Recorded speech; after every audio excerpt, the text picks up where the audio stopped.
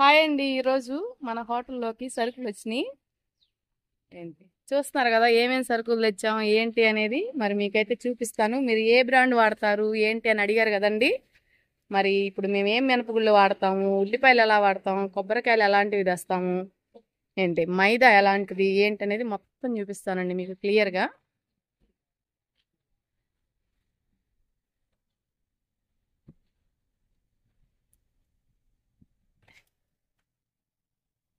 ఇదిగోండి పుటాన్ని చూడండి ఎంత క్రీమ్ వైట్గా ఉందో. ఇదండి, ఇది క్వింటా వచ్చేసి 9,800. డీర్ బ్రాండ్ ఉన్న వాటిల్లో బెస్ట్ క్వాలిటీ ఇది. ఇదే హైయెస్ట్ రేట్ కూడా, ప్రైస్ కూడా ఎక్కువ. ఇది మామూలుగా అయితే కనుక మామూలు క్వాలిటీ అయితే నీకు 8,000 కాడ నుంచి స్టార్ట్ అవుద్ది. 8,500, 8,700 అలా దొరికిద్ది. కానీ నేను అవి తీసుకురాను, మాకు క్వాలిటీ ఉండాలి. ఇక్కడ ఇది శివారవ్వ, ఇందాక చెప్పా కదా. ఇది వచ్చేసి కింటా వచ్చేసి 4,000 పడిద్ది. అది చాలా బాగుంటుంది. హోమ్ పర్పస్కి కూడా వాడుకోవచ్చు మీరు. చాలా అంటే చాలా బాగుంటుంది. కేజీలు కూడా దొరుకుతాయా? కేజీ ప్యాకెట్లు కూడా దొరుకుతాయండి మీకు. పుటాని మాత్రం దొరకదు మనకి. పుటాని అంటే అది డీర్ బ్రాండ్, లూజ్ దొరకదండి. అది మామూలుగా మన ఇళ్ళల్లో వాడుకోవాలంటే చిల్లర కొట్టల్లో అడిగి తీసుకోవచ్చు. మినపగుళ్ళు వచ్చేసి ఇది కూడా అంతేనండి. ఇది వచ్చేసి 13,000 పడుతుందండి క్వింటా. ఇది ప్యాకెట్లు కావాలంటే దొరుకుతాయండి. 1 kg ప్యాకెట్లు అవైలబుల్ మార్కెట్లో దొరుకుతాయి. మీరు కేసీపీ బ్రాండ్ కావాలని అడిగితే ఇస్తారు. ప్రజెంట్ ఇప్పుడు ఇది బాగుంది, ఇది ఫామ్లో ఉంది, బాగుంది. 1 కిలో మినపగుళ్ళకి 3 కిలోలు కాదు, కరెక్ట్గా ఇడ్లీ పిండి రుబ్బే వాళ్ళు ఉంటే 3.5 kg రవ్వ వేసినా కూడా ఇడ్లీ సాఫ్ట్గా ఉంటుంది. ఉదయం నుంచి సాయంత్రం దాకా ఎప్పుడైనా తిను, దానికి నేను పక్కా గ్యారెంటీ. నెక్స్ట్ వచ్చేసి మాణిక్ చంద్ అండి. ఇది గోధుమ పిండి పూరీకి వాడతాను. ప్యూర్ వైట్ వస్తుంది. ఇది చూసారా లేబుల్, లక్ష్మీ బ్రాండు 9 స్టార్ ఏంటి. ఇది బేకరీ పర్పస్, అంటే ఎక్కువగా బ్రెడ్ తయారు చేసే వాళ్ళు మాత్రమే వాడతారు, ఎందుకంటే కాస్ట్ ఎక్కువ. ఇది 4,200 పడుతుంది క్వింటా.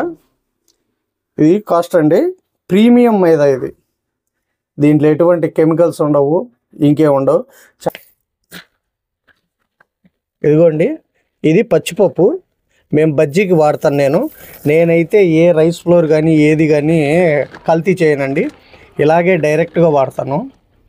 ఒకటి అపోహ ఉంది, బజ్జీలు తింటే గ్యాస్ వస్తుందని చాలామంది అంటుంటారు.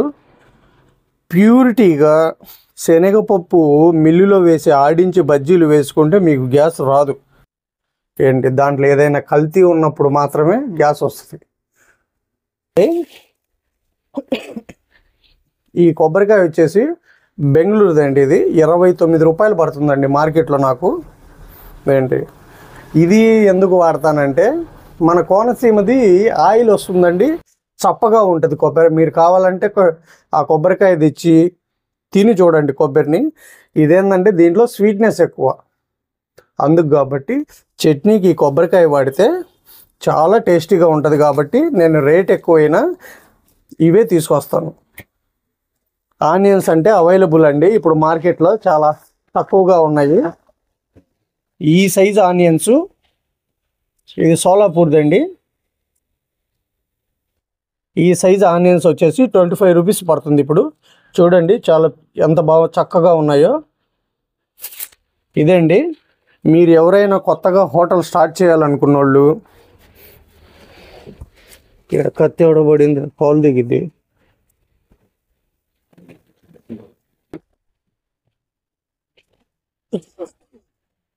ఇదిగోండి, మీకు ఇందాక చూపించాను కదా కొబ్బరికాయలు, అదేనండి. ఇవి బెంగళూరు కాయలు.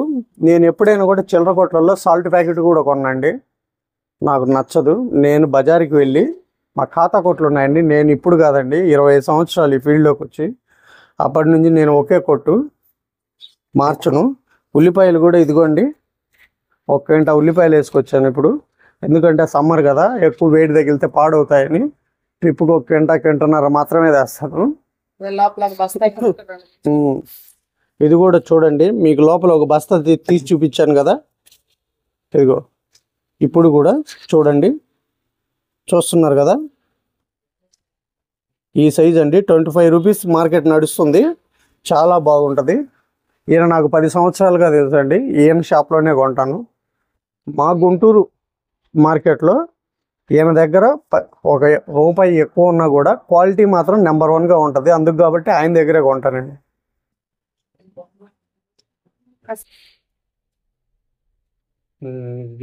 చూశారు కదండి, ఇవి వేపిన పల్లీలు నేను చట్నీకి వాడతాం మా హోటల్లో. ఏంటి ఇలా బట్టీలో వేపింది ఇది. దీన్ని మనం ఇలాగ డబ్బాలో స్టోర్ చేసుకుంటామండి. ఎందుకంటే ఎలకలు కానీ ఇంకేదన్నా ఏది ఇదవ్వకుండా. దీనికి మూత కూడా ఉంటుంది. మూత పెట్టావరా? మూత ఉండిద్దిలే. దీని చుట్టూ చాక్ పీస్ తీసుకుంటే చీమలు కూడా ఎక్కకుండా ఉంటాయి. చూసారు కదండి మన హోటల్లోకి ఏమేమి సరుకులు వచ్చినాయి ఏంటి అని. ఇంకా ఇంకా మెంతులు, ఆవాలు, అటుకులు, జీలకర్ర ఇట్లాంటివన్నీ నేను ఇంకా చూపించలేదండి. మా వారు అవన్నీ ఎందుకు, అవన్నీ అందరికీ తెలిసినవే కదా, ఇవంటే తెలియని కాబట్టి చెప్పిన అందులో ఇది ఉంది, అవన్నీ అవసరం లేదు అని చెప్పేసి ఇంపార్టెంట్ అయిన వాటిని మాత్రమే చూపించారండి. మరి చిన్న చిన్న టిఫిన్ పాయింట్స్ కొత్తగా పెట్టుకొని ఏమీ తెలియని వాళ్ళకైతే ఈ వీడియో కొంచెం ఉపయోగపడుతుందనే అనుకుంటున్నాను. ఈరోజు మా వారు సర్కిల్కి వెళ్ళారు కదండి, అందువల్ల నేను వీడియో చేయలేకపోయాను. ఎలాగో మన సబ్స్క్రైబర్స్ కూడా చాలామంది అడుగుతున్నారు, అక్క మీ హోటల్లోకి ఏం సరుకులు వాడతారు, ఏ బ్రాండ్ వాడతారు అని చెప్పేసి అడిగారు. కాబట్టి వాళ్ళు అడిగినందుకు మనం కూడా ఒక వీడియో చేసినట్లు ఉంటుంది కదా అని చెప్పేసి ఈ వీడియోనైతే ఈరోజు అప్లోడ్ చేస్తున్నానండి. అయితే అక్క ఇడ్లీ పిండి వేస్తే మేము ఇడ్లీ గట్టిగా ఉంటున్నాయి, అసలు హోటల్స్లో ఇడ్లీ చాలా స్మూత్గా ఉంటాయి, మెత్తగా ఉంటాయి, అది ఎలాగ, అందులో సీక్రెట్ ఏంటి అంటున్నారు. ఇంకా దోశ మీద ఆయిల్, ఏ ఆయిల్ వాడతారు, దానివల్ల ఎంత టేస్ట్ వస్తుంది అంటున్నారు. అదైతే మీ అపోహ మాత్రమేనండి. దోశ మీద వేసే ఆయిల్ వల్ల టేస్ట్ రాదు. ఇంకోటి ఏంటంటే ఇడ్లీ మేమేమి అందులో అవి ఇవి కలిపేసి సీక్రెట్స్ అనేవి ఏమి ఉండవండి. నేనైతే నిజంగా చెప్పేస్తున్నాను. మనం తీసుకొచ్చుకున్న సరుకుల్ని బట్టి మనం చూస్తున్నారు కదా, ఇప్పుడు ఇందాక చెప్పారు కదా మా వారు మినపగుళ్ళు ఇలా తెచ్చుకోవాలి అని. ఇప్పుడు ఒక్కొక్కసారి ఒక్కొక్క మినపగుళ్ళు ఒక్కొక్క బ్రాండ్ బాగుంటుందండి. ఎప్పుడు అవే మినపగుళ్ళు బాగుంటాయి అనుకోవడానికి కూడా లేదు. మనం అడిగైతే తెచ్చుకోవాలి. మినపగుళ్ళు ఇడ్లీకి కానీ దోశకి కానీ మినపగుళ్ళు అనేవి బాగుంటే దోశ అయినా ఇడ్లీ అయినా మంచి టేస్ట్ వచ్చిందండి.